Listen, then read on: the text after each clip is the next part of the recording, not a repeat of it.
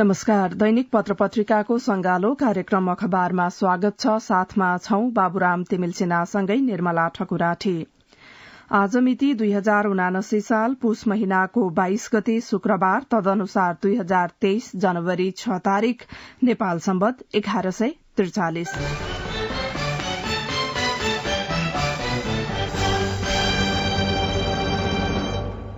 आज राजधानीबाट प्रकाशित पत्र पत्रिकाहरूले प्रधानमन्त्रीले पेट्रोलियम पदार्थको मूल्य घटाउन दिएको निर्देशनलाई प्रमुख प्रसंग बनाएर समाचार प्रकाशित गरेका छन्। हामीले सबैभन्दा पहिला गोरखापत्र दैनिकले अग्र पृष्ठमा प्रकाशित गरेको इन्धनको मूल्य घटाउन प्रधानमन्त्रीको निर्देशन, ग्यास बाहेक सबै इन्धनमा निगम नाफामा शीर्षकको समाचारलाई लिएका छौं।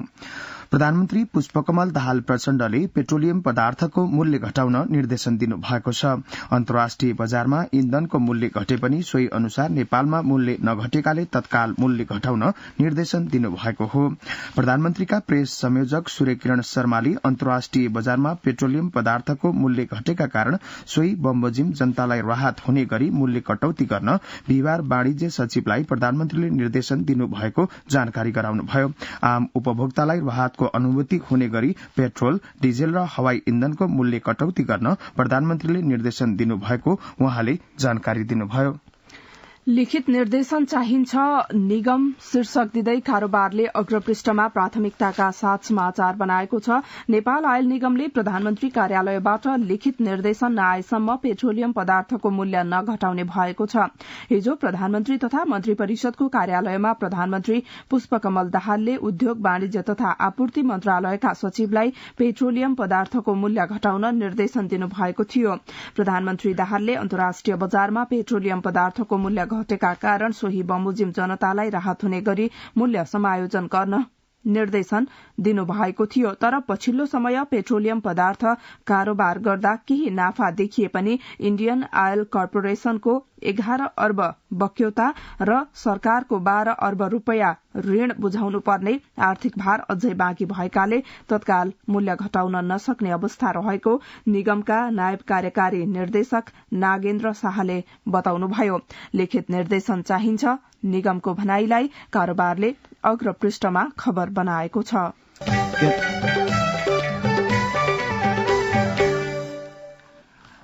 यता कान्तिपुर दैनिकले पनि यस्तै प्रसंगलाई प्रकाशित गरेको छ। हवाई इन्धनमा लिटरकै 79.53 रूपियाँ नाफा, इन्धनमा अत्याधिक नाफा राख्दा उपभोक्तालाई महँगो हवाई टिकट शीर्षकको समाचार छ। नेपाल आयल निगमले हवाई इन्धन बिक्रीमा अचाक्ली नाफा राख्दा यात्रुले आन्तरिक र बाह्य उडानका लागि महँगो शुल्क तिर्नु परेको छ। निगमले आन्तरिकतर्फ 48.81 रूपियाँ र बाह्यतर्फ 79.53 रूपियाँ नाफा राखेर हवाई इन्धनको कारोबार गरिरहेको छ। यो सरकार आफैले बनाएको कालो बजारी तथा केही अन्य सामाजिक अपराध तथा सजाय ऐनको ठाडो उल्लंघन हो। ऐन अनुसार कुनै पनि कारोबार गर्दा 20% भन्दा बढ़ी नाफा राख्न पाइँदैन। निगमले 141 रूपियाँ 19 पैसामा खरिद गरेको इन्धन आन्तरिक हवाई कम्पनीहरूलाई 190 रूपियाँमा र 170 रूपियाँ 71 पैसामा किनेको इन्धन अन्तर्राष्ट्रिय हवाई कम्पनीहरूलाई 217 रूपियाँ 24 पैसामा बिक्री गर्छ। यो नाफा रकम खाना पकाउने एलपी ग्यासमा भइरहेको घाटामा समायोजन भइरहेको निगमको दावी छ। तर यसले हवाई उड्डयन क्षेत्रका यात्रुको ढाड सेकिएको छ। हवाई इन्धनमा लिटरकै 79.53 रूपियाँ नाफा, इन्धनमा अत्याधिक नाफा राख्दा उपभोक्तालाई महँगो हवाई टिकट शीर्षकको समाचार थियो। नटेर्ने देशन अर्थात निर्देशन शीर्षकमा अन्नपूर्णले मुख्य समाचार छापेको छ। प्रधानमन्त्रीका निर्देशन भटाभट अवज्ञा उपशीर्षकमा खबर छ। मोबाइल ल्याउन छूट दिनु, एउटा बाहेक ल्याउन भन्सारमा उस्तै कडाई छ। त्यसै गरी राहदानीको लाइन हटाउनु भनी प्रधानमन्त्रीको निर्देशन भयो। त्यही दिन सिस्टममा समस्या आई, छपाई तथा वितरण अवरूद्ध भएको भन्दै विभागले निकाल्यो सूचना। पेट्रोलियम पदार्थको मूल्य घटाउन प्रधानमन्त्रीले निर्देशन दिनुभयो। त्यही दिन मन्त्रालयका सचिवको सरुवा रोकिदिए आयल निगमको बैठक। नटेर्ने देशन अर्थात निर्देशन शीर्षक दिँदै अन्नपूर्णले मुख्य खबर छापेको छ।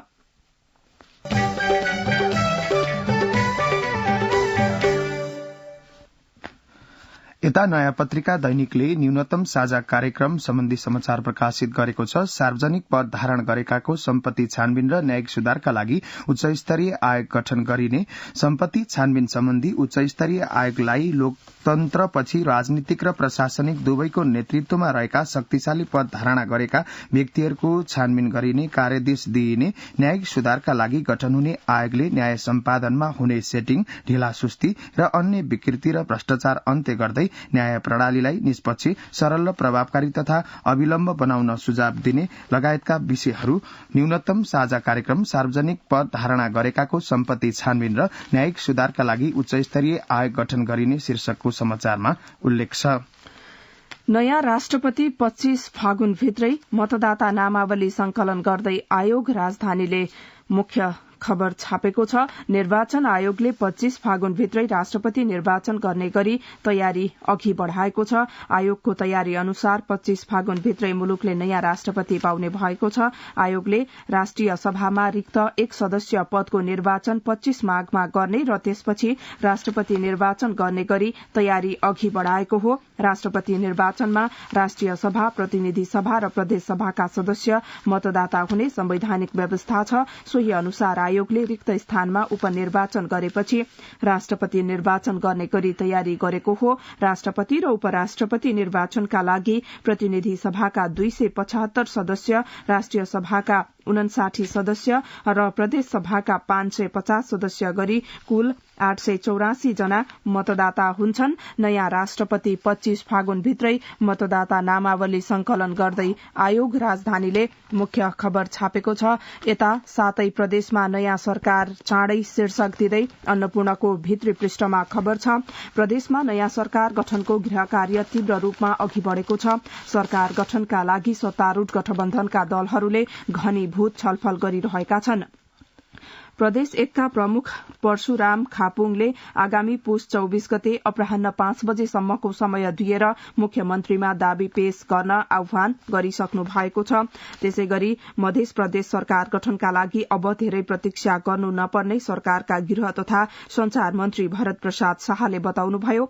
कतिपय पार्टीले संसदीय दलको नेता चयन गरिसकेका छन् भने बाँकी दलले पनि यसै साताको अन्तिमसम्ममा नेता चयन गर्नेछन्।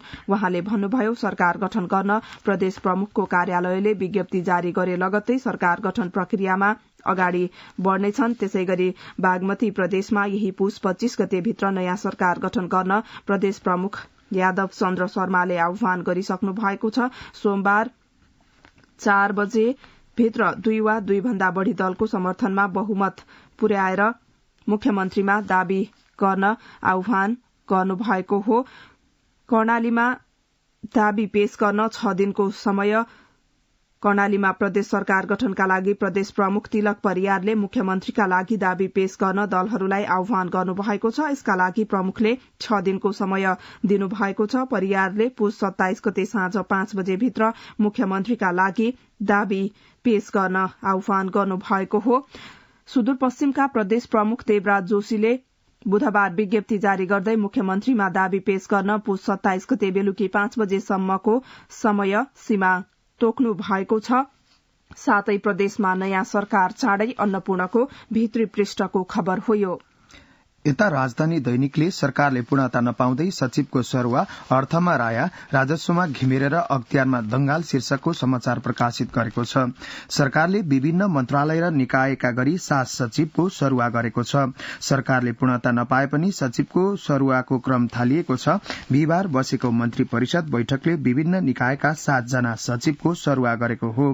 पुष्पकमल दाहाल प्रचण्ड नेतृत्वको सरकार बनेपछि पहिलो पटक सचिवको सरुवा गरिएको हो। सरकारले सचिव सरुवा गर्दा कार्य सम्पादन र विज्ञतालाई केही आधार बनाएको पाइएको छ।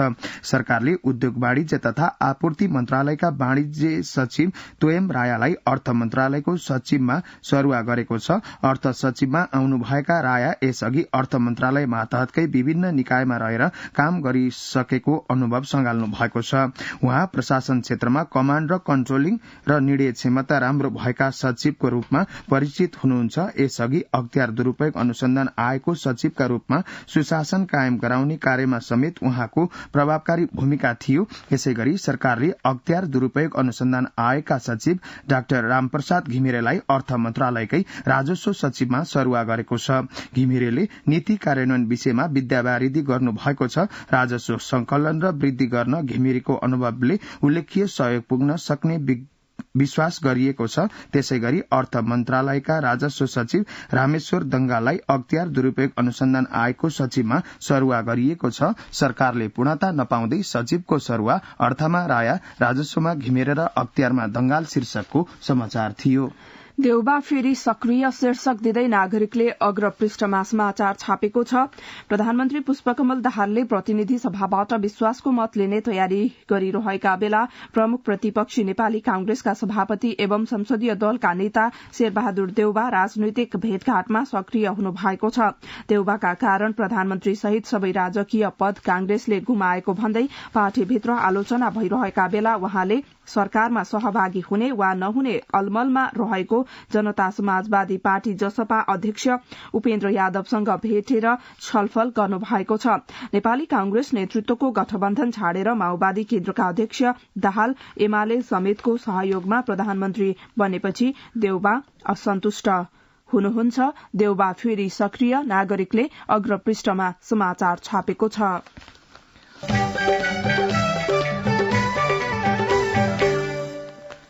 कान्तिपुर दैनिकले आफ्नो अग्र पृष्ठमा विपन्न र बीमितको उपचार गर्न 10 अर्ब बजेट तर 5 महिनादेखि भुक्तानी ठप्प, लाखौं बिल रुजु गर्न बीमा बोर्डमा जम्मा 12 कर्मचारी भुक्तानी नपाएको भन्दै अस्पतालले रोक्न थाले डायलासिस सहितका सेवा शीर्षकको समाचार प्रकाशित गरेको छ।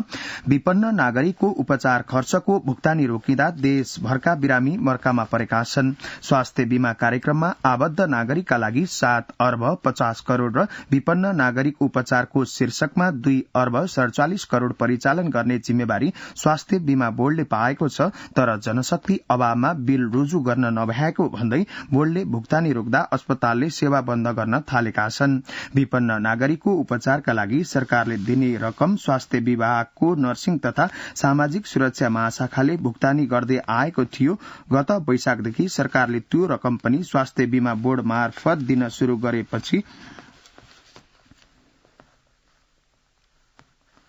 गरेपछि नियमित भुक्तानीमा समस्या देखिएको हो। देशभरका अधिकांश स्वास्थ्य संस्थाले साउनदेखि भुक्तानी पाएका छैनन्। विपन्न र बीमितको उपचार गर्न 10 अर्ब बजेट तर 5 महिनादेखि भुक्तानी ठप्प शीर्षकको समाचार थियो। खोइ बुस्टर डोज सरकारले ल्याएन, निजीले रुचि देखाएन शीर्षक दिँदै अन्नपूर्णले अग्रपृष्ठमा खबर बनाएको छ। कोरोना भाइरसको नयाँ स्वरूपले संक्रमण जोखिम बढ़ाएको छ। वृद्धा, दीर्घरोगी र विदेश जानेहरू बुस्टर मात्रा डोज लगाउन आतुर छन्, तर न सरकारले समयमै पर्याप्त खोप उपलब्ध गराउन सकेको छ, न त निजी क्षेत्रले आयातमा रुचि देखाएको छ।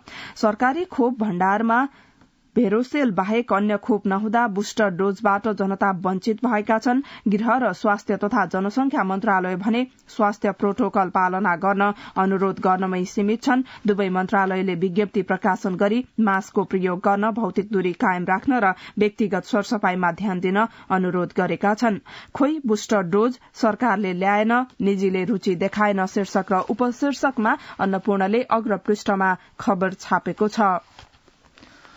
गोर्खापत्र दैनिकले आफ्नो अग्र पृष्ठमा पशुपतिको सम्पत्तिमा रजाई, सेवाका नाममा धर्मशालामा व्यापार शीर्षकको समाचार प्रकाशित गरेको छ। आमलकोट कचहरी र सेवा समिति बीच विक्रम सम्वत 2060 जेठ 12 गते विशुद्ध सेवाका लागि धर्मशाला सञ्चालन सम्बन्धी सम्झौता भए पनि सम्झौताको 19 वर्षपछि पशुपति गौशाला धर्मशाला अघोषित व्यापारिक केन्द्र भएको छ। पशुपति मन्दिर आउने दर्शनार्थीका लागि सञ्चालित धर्मशालामा लज चलाइएको छ।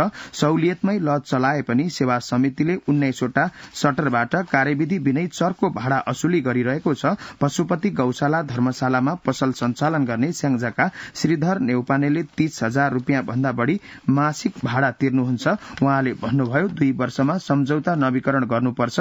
मैले 14 वर्षदेखि पसल चलाइरहेको छु, भाडा चर्को छ। पशुपतिको सम्पत्तिमा रजाई, सेवाका नाममा धर्मशालामा व्यापार शीर्षकको समाचार थियो। रेडियो नेपालबाट कार्यक्रम अखबार सुन्दै हुनुहुन्छ। अब केही बेर विज्ञापन र सन्देश। सम्बन्धको विकास त्यति बेला सम्भव हुन्छ जब हरेक आफ्नो र आफन्तहरूसँग निर्धक्क अनि खुलेर कुरा हुन्छ, चाहे त्यस्तो कुरा व्यक्तिगत होस् या व्यवसायिक हो। नेपाल टेलिकमको सर्र चल्ने वाइफाई, खर्र जाने बल्क एसएमएस, हुर चल्ने 4G इन्टरनेट, सललर जोडिने ती CUG नेटवर्क अनि आहा कति रमाइलो एनटीटीभी। बाँकी त सब मनको कुरा न हो। नेपाल टेलिकम, राष्ट्रको सञ्चार। अब पत्र पत्रिकामा भएका बाँकी प्रसंग। कामुका भरमा न्यायालय नागरिकले अग्रपृष्ठमा समाचार बनाएको छ। सर्वोच्च अदालत झण्डै 1 वर्षदेखि कायम मुकायम कामुको भरमा छ। सर्वोच्च मात्रै होइन, देशभरका सबैजसो उच्च अदालत करिब 1 वर्षदेखि कामुका भरमा छन्। सर्वोच्च अदालतमा प्रधान न्यायाधीश र 15वटा उच्च अदालतमा मुख्य न्यायाधीश नतोकिदा ती न्यायालय कामुकै भरमा चल्दै आएका हुन्। प्रधान न्यायाधीश र मुख्य न्यायाधीश पद खाली रहेकाले अस्थायी प्रावधानका लागि कामु राखिएको हो। कामुका भरमा न्यायालय नागरिकको अग्रपृष्ठको खबर हो यो। आजको कारोबार दैनिकले चुक्ता पुँजी बढ़ाउन 5.5 वर्षको समय शीर्षक दिएर समाचार प्रकाशित गरेको छ। हाल सञ्चालनमा रहेका भुक्तानी सेवा प्रदायक र भुक्तानी सेवा संचालकहरूले न्यूनतम चुक्ता पुँजी बढ़ाउनु पर्ने भएको छ। नेपाल राष्ट्र बैंकले भुक्तानी प्रणाली सम्बन्धी नयाँ नीति जारी गर्दै चुक्ता पुँजी वृद्धि गर्नुपर्ने व्यवस्था गरेको हो। चुक्ता पुँजी बढ़ाउन 5.5 वर्षको समय शीर्षकको समाचार थियो। कानून निर्माणमा अब जनता प्रत्यक्ष जोडिने नयाँ पत्रिकाको भित्री पृष्ठमा खबर छ। संघीय संसदले कानून निर्माणमा आम नागरिकलाई प्रत्यक्ष रूपमा सहभागी गराउने भएको छ। कानून निर्माणमा नागरिकको समेत सहभागिता रहने गरी संसद सचिवालयले हिजो निर्णय लिएको छ। हालसम्म नागरिकको प्रतिनिधिका रूपमा सांसदले मात्रै कानून निर्माणमा भूमिका खेल्दै आएका छन्। कानून निर्माणका क्रममा जनताले प्रतिक्रिया दिन सक्ने र त्यसको सुनवाई हुन सक्ने गरी सहभागिता गराउने निर्णय भएको सचिवालयका सहायक प्रवक्ता दशरथ धमलाले जानकारी दिनुभयो। यसअघि संसदीय समितिले कानून बनाउँदा विशेष अवस्थामा जनतालाई भेटेर सुझाव लिने गर्नु भएको थियो, तर अब हरेक ऐन बनाउँदा जनताले स्वेच्छाले जोडिन पाउनेछन्। आलोचना हुन्छ भनेर दर्ता भएको विधेयक सार्वजनिक गर्न नहुने मानसिकता बोकेको संसदमा अब विधेयक तुरुन्तै सार्वजनिक हुने मात्र होइन, त्यसमा सर्वसाधारणले आफ्नो चासो तथा सुझाव राख्न पाउनेछन्। जनसहभागिता बढ़ाउने निर्णय लिएको सचिवालयले छुट्टै संरचना बनाएर यसलाई कार्यान्वयनमा लैजाने तयारी गरेको छ। कानून निर्माणमा अब जनता प्रत्यक्ष जोडिने नयाँ पत्रिकाको भित्री पृष्ठको खबर हो यो। आजको आर्थिक अभियान दैनिकले नोटको चलन चल्ती घट्दै शीर्षकको समाचार प्रकाशित गरेको छ। विद्युतीय माध्यमको कारोबारलाई सरकारी प्रोत्साहन र सर्वसाधारणको आकर्षणका कारण बजारमा नोटको चलन चल्ती घट्दै गएको छ। विद्युतीय भुक्तानी उपकरण प्रयोगकर्ताको संख्या र कारोबार बढ़दै गएको देखिएको छ। यसले बजारमा प्रचलनमा रहेका नोट कमी हुँदै गएको नेपाल राष्ट्र बैंकको तथ्याङ्कले देखाएको छ। राष्ट्र बैंकका अनुसार विक्रम सम्वत 2079 मक्सिर मसान्तसम्म बजारमा 6 खर्ब 16 अर्ब रूपियाँ बराबरको नोट चलन चल्तीमा छन्। 2078 मक्सिरमा 6 खर्ब 54 अर्बको नोट चलन चल्तीमा रहेकोमा एक वर्षमा 38 अर्ब रूपियाँले कमी आएको देखिन्छ। नोटको चलन चल्ती घट्दै गत वर्ष र यस वर्ष चलन चल्तीमा रहेका नोटको अन्तरालमा धेरै फरक शीर्षकको समाचार थियो। डिजिटल भुक्तानी संस्थामा पनि विदेशी लगानी गर्न पाइने अर्थ वाणिज्य पृष्ठ कान्तिपुरको शीर्षक हो यो।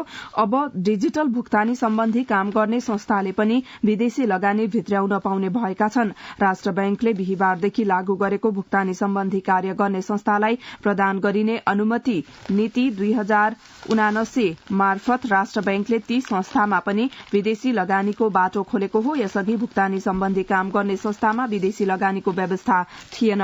डिजिटल भुक्तानी संस्थामा पनि विदेशी लगानी गर्न पाइने कान्तिपुरको अर्थ पृष्ठको खबर हो यो। यसैगरी कान्तिपुरकै अर्थ पृष्ठमा अर्को समाचारको शीर्षक छ, भारतबाट हिड्यो G2G को रासायनिक मल। शीर्षकमा समाचार, लामो अवधिको तयारी र प्रतीक्षापछि भारतबाट नेपालका लागि पहिलो खेप युरिया मल हिजो कोलकाताबाट हिँडेको छ।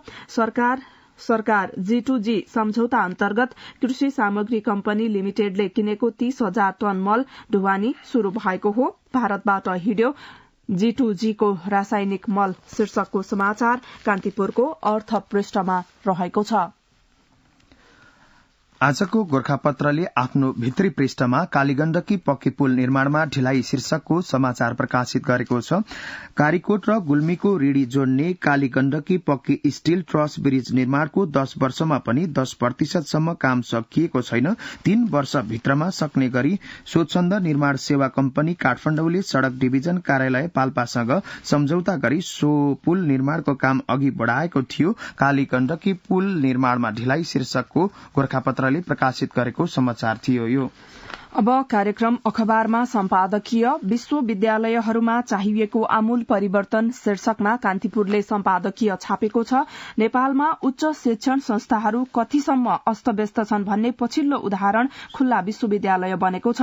प्रवेश परीक्षा उत्तीर्ण गरेर एलएलबी गरिरहेका उपलब्ध भर्ना सूची अनुसार 4.28% विद्यार्थीलाई हालै बार काउन्सिलले अधिवक्ताको परीक्षामा नराख्ने जनाएको छ र यो मुद्दा अहिले सर्वोच्च अदालतमा विचाराधीन छ। यस्तो अवस्था आउनुमा विद्यार्थी केन्द्रित शिक्षण पद्धतिको विकास र पाठ्यक्रम परिमार्जन गर्न नसक्नुलाई औल्याइएको छ।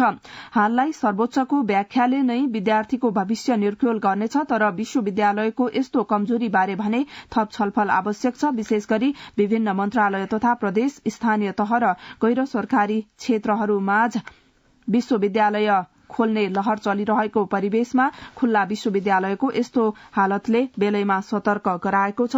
विश्वविद्यालयहरूमा चाहिएको आमूल परिवर्तन शीर्षकमा कान्तिपुरले सम्पादकीय बनाएको छ। यता गोर्खापत्र दैनिकले अर्थतन्त्रमा सुधारको दिशा शीर्षक दिएर सम्पादकीय प्रकाशित गरेको छ। मुलुकको शिथिल अर्थतन्त्रलाई पूर्ववत रूपमा गति प्रदान गर्नु अहिलेको मुख्य चुनौतीको विषय बनेको छ। छिमेकी राष्ट्रका आर्थिक परिदृश्यलाई आकलन गर्दा पनि अर्थतन्त्रलाई चलायमान बनाउनु सरकार र निजी क्षेत्र लगायत सम्बद्ध सबैको महत्वपूर्ण पक्ष हो। नयाँ सरकार गठन भएको 2 साता भन्दा पनि कम समयमा सरकारले मुलुकको अर्थतन्त्रलाई गतिशील बनाउन विभिन्न प्रयास थालेको छ। सरकार प्रमुख तथा अर्थमन्त्रीबाट अर्थतन्त्र सुधार सरकारको पहिलो प्राथमिकता भएको उद्घोष भइसकेको तथ्य पनि यहाँ स्मरणीय छ। यसै सन्दर्भमा आर्थिक क्रियाकलापलाई सहज बनाउन तथा बढ़ावा दिन सरकार, निजी क्षेत्र तथा सम्बद्ध निकायबीच छलफल, अन्तर्क्रिया जस्ता कार्यक्रमले पनि निरन्तरता पाइरहेका छन् भने नेपाल राष्ट्र बैंकले अर्थतन्त्रका असजिला फुकाउन मौद्रिक औजार प्रयोग गर्न थालेको छ। अर्थतन्त्रमा सुधारको दिशा शीर्षकको गोर्खापत्रले प्रकाशित गरेको सम्पादकीय थियो। मिटर ब्याजीलाई कार्यवाही कहिले शीर्षकमा अन्नपूर्णले सम्पादकीय बनाएको छ। चालू पुँजी कर्जाको अव्यावहारिकता शीर्षक दिँदै अभियानले सम्पादकीय छापेको छ। सेवामा सक्रियता यो शीर्षक हो। नागरिकको सम्पादकीयको नीतिगत भ्रष्टाचार छानबिनको बाटो खोल शीर्षकमा राजधानीले सम्पादकीय बनाएको छ भने चालू पुँजी कर्जा र निजी क्षेत्र शीर्षक दिँदै कारोबारले सम्पादकीय छापेको छ।